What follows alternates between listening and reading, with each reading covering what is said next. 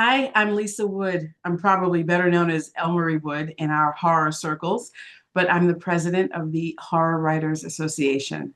And I'm so thrilled to be here to talk with you about Women in Horror Month. I've said before, I really wish we didn't have to have a month, very much like Black History Month here in the United States or Black Women in Horror Month. I mean, we have that as well. I just wish we didn't have to designate a month to showcase the contribution that women have had in horror genre. Um, I wish that we could just exist in a space that looked at our abilities and our style, our prose, our poetry, if that's what we're talking about. Whatever. Let the quality of the work stand for itself and just be part of the mix, if you will. But that's not, unfortunately, that's not the way that it is yet. It's getting better, I would say, but it's not the norm. And I don't like using terms like that, but it's unfortunately the way that it looks, to me as we circle around to this time of year every year. So we still have a month. And with that in mind, I'd like to celebrate some of the achievements and accomplishments that women have brought to this genre from before. And I know that there's going to be programming that's going to be great, that's going to talk about current practitioners, and I think that's wonderful. I'm not going to get involved in any of that piece of it. I'm going to go way back. I'm going to talk about women from before who were doing this thing and might have even, some might even say started this thing, and celebrate them. With that said, I'd like to talk a little bit about, and give you a portion of an essay that I wrote a while ago called "Why Not Female Horror Authors?" Horror fiction authors in the genre have never been taken seriously, not in the mainstream, and not with any real longevity. Of course, we're seeing a boom now, but that is fleeting, if you will, and some of the different genres that exist, fantasy, romance, of course, those sort of genres have been more acceptable overall in the overarching umbrella of fiction. Over the centuries, only a few horror authors stand out in memory. These authors, Poe, King, Lovecraft, brought fresh ideas to the table. They made people look at horror in a new light. And Stephen King, above all, brought commercial validity to the genre that had previously been regarded as pulp, influencing writers in other genres to incorporate the supernatural in their prose and have no qualms about saying so. Less qualms about saying so. As such, Stephen King is synonymous with horror and is, more often than not, the only contemporary horror author that mainstream readers can name, especially if they're not entrenched in genre. Largely, other authors in the horror genre go unread by the mainstream community, if they're recognized at all. Female horror authors suffer a worse fate. They remain unknown, in large part to mainstream readership, as well as indie horror communities. While a small few break out, many produce work known only to niche markets. Interesting when you consider the origins of the genre itself. In the early 1800s, a new style of fiction, aptly termed Gothic horror, due in part to the dark settings used in its prose, was written by women for women, unseating the woman as victim trope. Crafty escapes from diabolical antagonists were offered to those who craved an exciting read. While a woman is not credited as the original practitioner of Gothic horror, that award goes to Horace Walpole in his 1764 novel, The Castle of Otranto. Anne Radcliffe's works, such as The Mysteries of Udolpho and A Sicilian Romance, laid the foundation for what we know today. And then came Mary Shelley's groundbreaking genre-bending novel, Frankenstein, in 1818, a Gothic horror text that is also considered the first science fiction novel. Like, really? Pick a side and state it loudly in a room full of speculative fiction authors. Chaos will ensue to this day. To be clear, a woman wrote the first novel to be deemed science fiction, kicking off a brand new genre in the 1800s. How then did the shift from women as literary powerhouses to women as underrepresented authors occur? Many trace the lack of female authors represented in the horror genre to a catch-all subgenre called paranormal romance. Paranormal romance is unique within, and some would say adjacent to, the horror genre, in that its purpose is not to evoke terror, but to present an impossibly romantic alternative to reality, as illustrated by Kelleher in her article about women in horror for Jezebel in 2028. I'm sorry, in 2008. Would be the future if it was 28. As such, this subgenre straddles the line belonging to both horror and romance, producing an unlikely tug of war.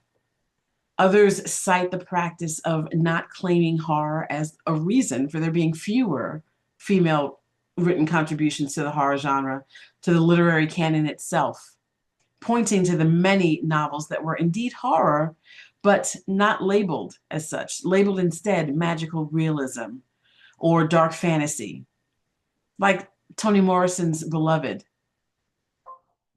Some novels downplayed the element that made it horror altogether. Why? The answer is unknowable, but the popularity of the genre or lack thereof doesn't always make it an easy sell. There was a time when a woman who claimed to be writing horror was assumed to be writing paranormal romance, but that couldn't be further from the truth. Female horror authors are alive and well, writing in all subgenres, from quiet to visceral, and they're here to stay. But will their work be discovered, accessible, read? While women are viewed differently in this century than in times past, gender still plays a part in how their literary work is accepted. This is shown in published statistics and industry surveys. Women continue to write and produce material. However, their work is not reviewed as often as males. The Guardian said as much back in 2011, but these statistics can be found widely.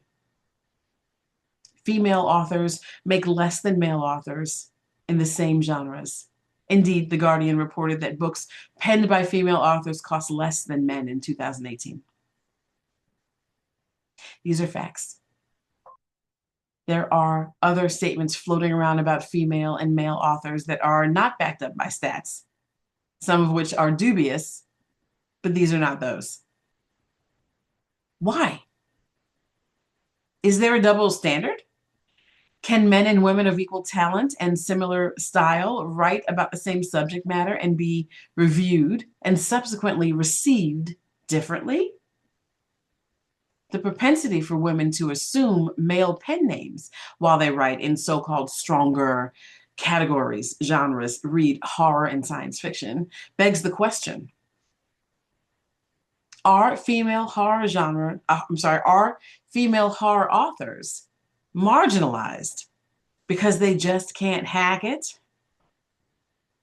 Does society think that males inherently write horror fiction better than women?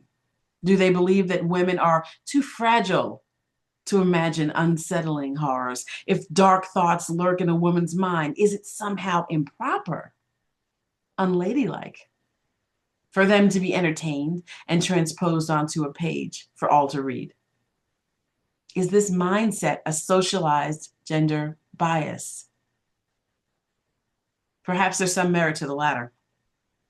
Miller stated that conventional wisdom among professionals in the children's book business is that while girls will read books about either boys or girls, boys only want to read about boys. This is in 2011.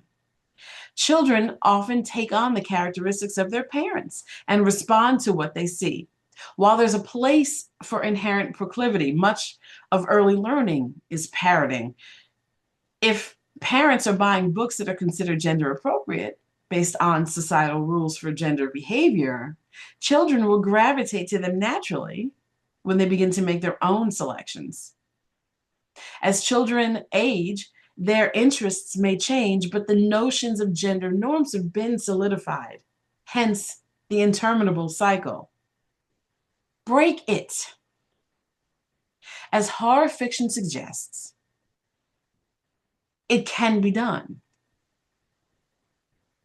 As the genre struggles to gain its footing amid closing brick and mortar stores, collapsed categories at the few big box stores that still exist and stand, and the veritable sea that is online shopping, discover new horror writers, new female horror writers.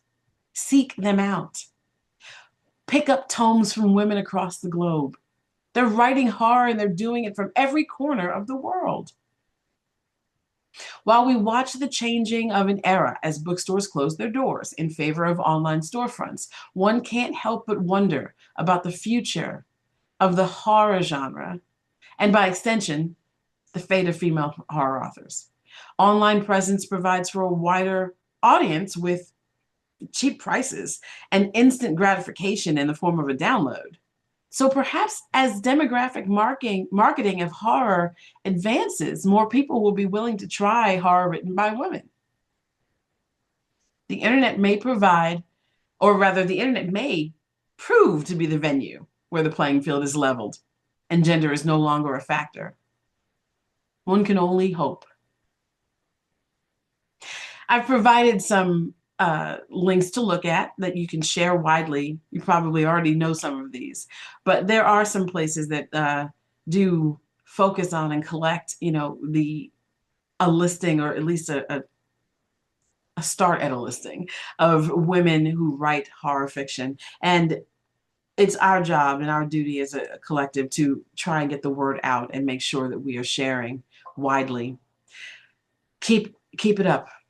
Celebrate our month. Celebrate what you're doing and be happily leaning into horror fiction as I do. I'll see you out there. Thank you for having me.